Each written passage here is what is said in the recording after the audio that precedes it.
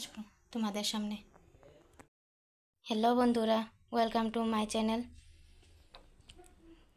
আজ আমি নতুন রেসিপি নিয়ে এসেছি। আজ আমি এখানে আছে ব্রয়লার মাংস, আমি ধুয়ে নিয়েছি গরম জল দিয়ে। এখানে আলু, টমেটো, পেঁয়াজ, আদা, রসুন, জিরা, লঙ্কা আর পেঁয়াজ কুচি আর গরম মশলা আছে। এটাকে এখন আমি মেখে নেব। এটা আমি রেডি করে নিয়েছি।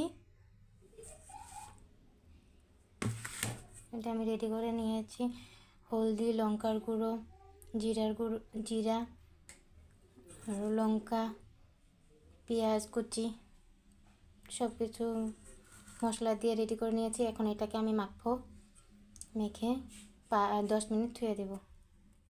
এটা আমি মেখে নিয়েছি, এখন আমি 10 মিনিট ঢাকা দিয়ে রেখে দেব,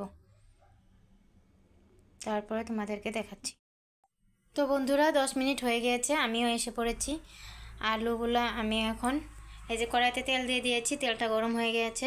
এখন আলুগুলো দিয়ে দিব, আলুগুলো ভাজি করে নিই। আমার আলুগুলো ভাজি হয়ে গিয়েছে। এখন আমি কড়াইতে তেল আছে, সরষের তেল কড়াইতে আছেই। এখন আমি পেঁয়াজ কুচি দিয়ে দেব,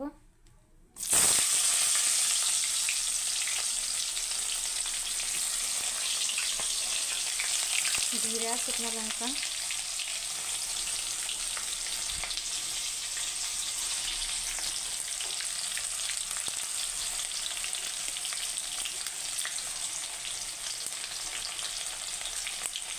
তেজপাতা,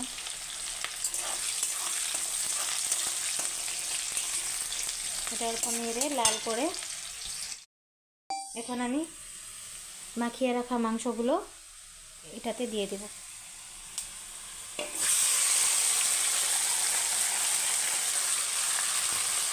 দিয়ে দিলাম।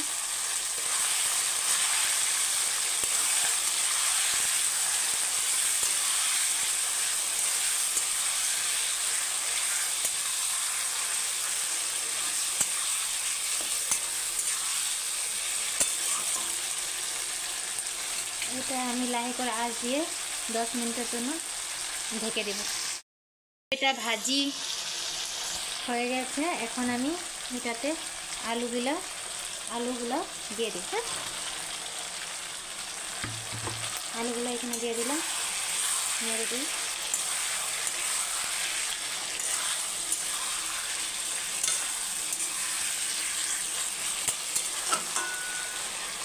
আমি আরও 5 মিনিট এটাকে ভাজি করি। মাংস সিদ্ধ হয়ে গেছে, আলুও সিদ্ধ হয়ে গেছে। এখন আমি এটার উপর যে তেল উঠছে, নেড়ে তোমাদেরকে দেখাচ্ছি।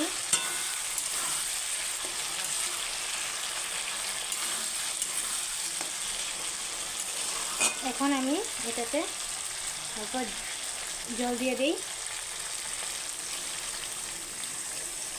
সব সিদ্ধ হয়ে গেছে, তার জন্য আমি এটাকে অল্প জল দেব।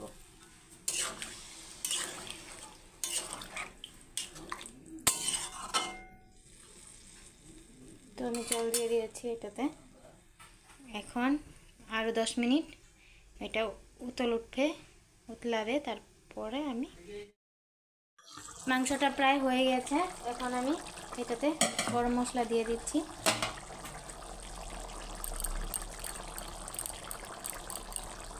গরম মশলা দিয়ে দিলাম।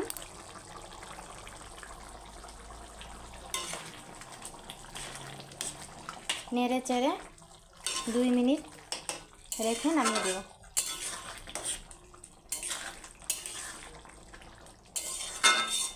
আমি নামিয়ে তোমাদেরকে দেখাচ্ছি।